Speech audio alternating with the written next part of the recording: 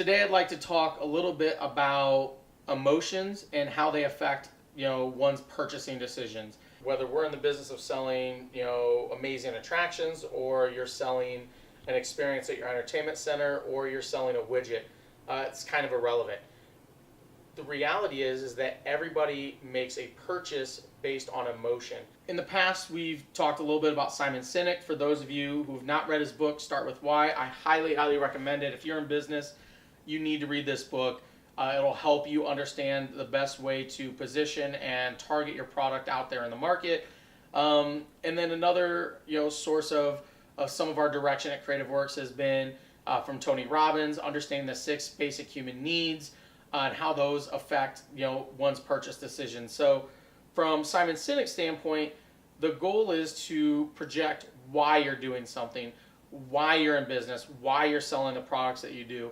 For instance, our why is we believe that memorable experiences make people happier.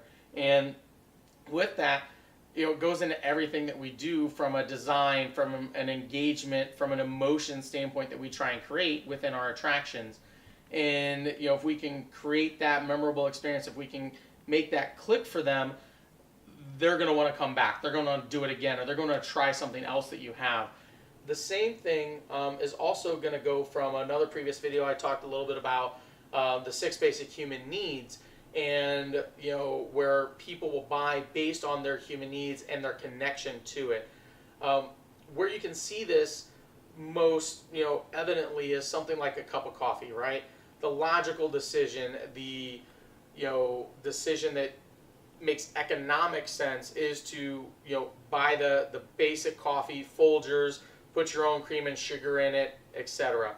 But there's a reason that that person goes to Starbucks and purchases a $5, $6 latte, and part of that is the emotional connection that they feel, that feeling of significance when they're having that versus the Folgers, so to speak.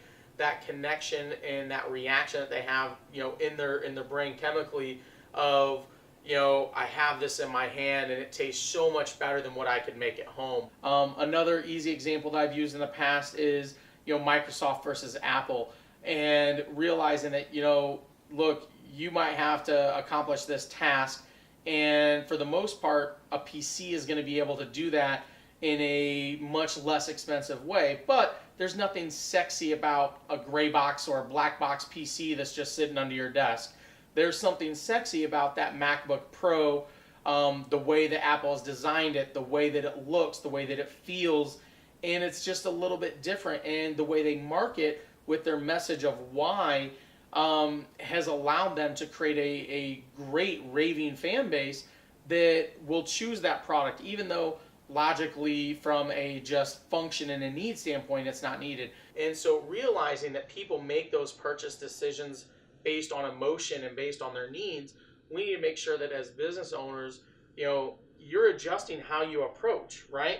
And that you're trying to solve the problems that they have, whether it be providing them an experience or getting them the product that is the right fit for their business.